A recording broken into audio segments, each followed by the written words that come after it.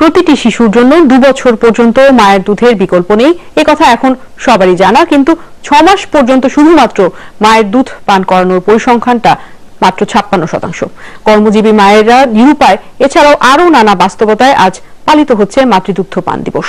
বিস্তারিত ফারহানা নাসির রিপোর্টে। মায়ের মাঝে সন্তানের সুস্বাস্থ্যের চাবিকাঠি। 6 মাস বয়স পর্যন্ত শিশুকে শুধুমাত্র মায়ের দুগ্ধ পান করানো গুরুত্বপূর্ণ বলে মত দিয়েছে চিকিৎসা বিজ্ঞানও। কিন্তু একজন কর্মজীবী মা কাজের সময় কি করে তার শিশুকে ব্রেস্ট ফিড নিশ্চিত করবেন?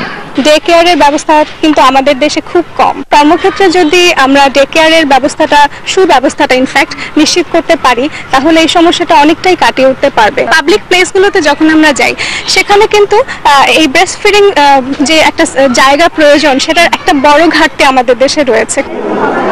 ডে কেয়ার ব্যবস্থা অনেক প্রতিষ্ঠানেই না থাকায় কর্মক্ষেত্রে শিশুটিকে সাথে আনতে পারেন না একজন মা।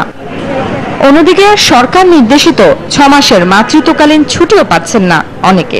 আমার বাচ্চা সবসময় বঞ্চিত হচ্ছে, কারণ আমাকে অফিস করতে হচ্ছে এখনো, এবং ওকে যখন ফিরে আসছি আমার মধ্যে এক ধরনের অস্থিরতা সবসময় কাজ করছে। ও যে একটা পরিপূর্ণ পুষ্টি ব্রেস্ট ফিড করতে পারছে না, সেটা থেকেও বঞ্চিত হচ্ছে। 6 মাসের একটা মাতৃত্বকালীন ছুটি আছে, এটা অনেকগুলো অফিসেই মেনে চলছে না, এবং অনেক মারাই ছুটিটা পাচ্ছেন না।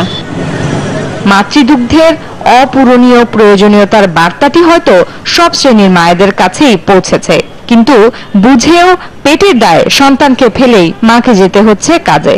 কাজের সময় বাচ্চা নিয়ে যান, বড় লোক যদি মানতো তাতে নিয়ে যেতাম। আর খাই যা মোটামুটি যা মিলে খাই মা ঠিক মতো খাওয়ার পায় না, দেখে তো বাচ্চা ঠিক পায় না। আর না পাইলে পাবো বাচ্চা শুধু কাজে না নিলে সে আর বাচ্চা নিয়ে কাজ করবো কেমনি? পেটের দায়ে ঢাকা শহর আইসি, এখন তো বাচ্চা দেশে রেখে আইসি। শিশু পরিমাণ মতো খাবার পাচ্ছে না, এই ধারণা থেকে যারা ফর্মুলা মিল্ক খাওয়ান তাদের জন্য রয়েছে চিকিৎসকের পরামর্শ। যদি একটা বাবু ওজনটা ঠিক মতো বাড়ে, 24 ঘন্টায় 6 বার বা তার বেশি প্রস্রাব করে, তাহলে সে সাফিসিয়েন্টলি ব্রেস্ট মিল্ক পাচ্ছে, এটা বলা যায়। সুতরাং কারোরই উচিত না যে আমার বাবু দুধ পাচ্ছে না এই কথা বলে বুকের দুধের পাশাপাশি তাকে অন্য দুধ দেওয়া। এতই উপকারী জিনিস ব্রেস্ট মিল্কের মধ্যে আছে যে এই জিনিসগুলো যদি বাচ্চা না পেয়ে থাকে, তাহলে সেই বাচ্চার ডায়রিয়া হওয়ার সম্ভাবনা থাকে, সেই বাচ্চার নিউমোনিয়া হওয়ার সম্ভাবনা থাকে। বাচ্চার সাথে যে মায়ের যে একটা বন্ধন, সেটাও ঠিক মতো তৈরি হয় না। সব শিশুর জন্য মাতৃদুগ্ধ নিশ্চিত করে তাদের মানসিক ও শারীরিক বিকাশের পথকে প্রসারিত করতে পারলেই আগামী প্রজন্ম হবে বিকশিত। ফারহানা নাসি, যমুনা নিউজ, ঢাকা।